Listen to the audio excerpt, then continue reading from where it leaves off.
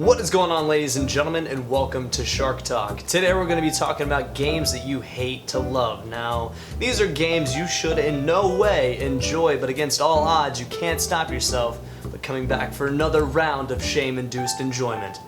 Sounds like a typical Friday night for me. Let's start off with the most confusing game I have ever played, Far Cry 4. I've been on record saying how much I don't really care for it. Like, Far Cry 4 could not keep me, like, in it for longer than, like, 4 hours. I was just like, this is dumb. I have this weird sense of video game morality where I enjoy a narrative above all else and believe that games should strive to further the medium and so on and so forth. So on paper, I should despise Far Cry 4. The story is nonsensical and boring, the gameplay is a carbon copy of its predecessor, and I'm not super into the world or the characters that populate it. So why the can't I stop playing? This is the king of my I have nothing else to play, so I guess this'll do. I finally came to the conclusion recently as to why I actually enjoy Far Cry 4, and despite everything I hate about it, the moment-to-moment gameplay is unparalleled with just how much fun you can have. I think this one comes down to how Far Cry gives the player the initiative. For most of the outposts and missions, they give you the element of surprise and almost like you can tactically plan your moves. So you can scope out an outpost for about 5 minutes, and when you succeed, it feels good.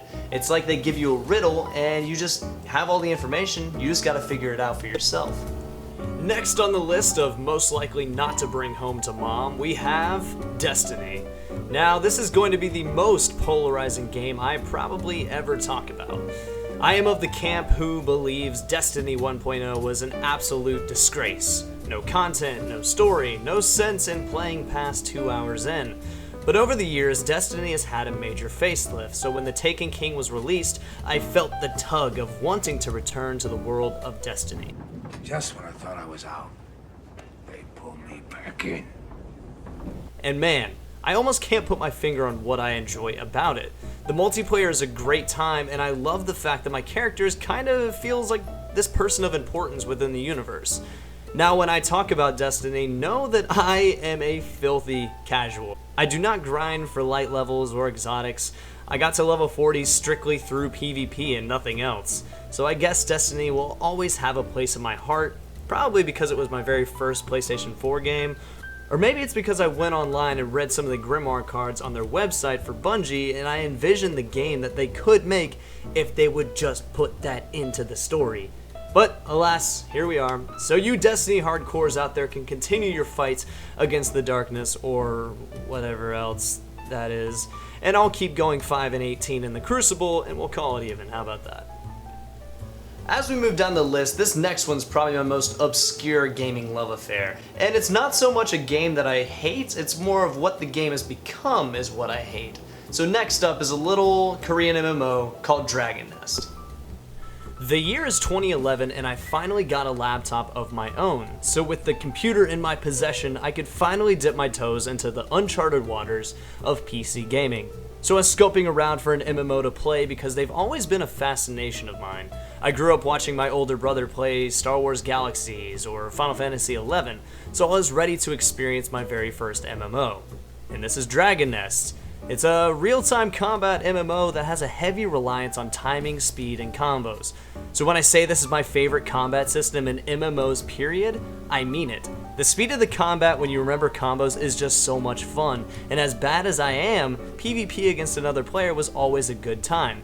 There's just so many charming things about this game. The hub towns are homey, the world is expressive and full of life, and this guy, and his dog goblin thing, which Lincoln relates to.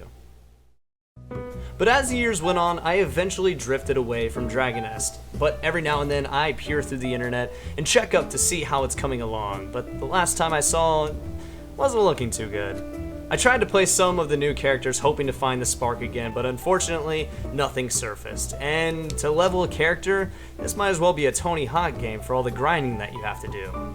But so far, the game has had many updates since my last playthrough, and the servers have been condensed to help the player count, or, lack thereof. So until they pull the plug on Dragon Nest, I'll still creep on you and always wonder what we could have been. So, ladies and gentlemen, those were some games that I hate to love. Did anything come to mind when you were watching this video? If so, meet me down in the comments and let's have a conversation about that. And if you did like this video, throwing us a like is always the best way to help the channel out.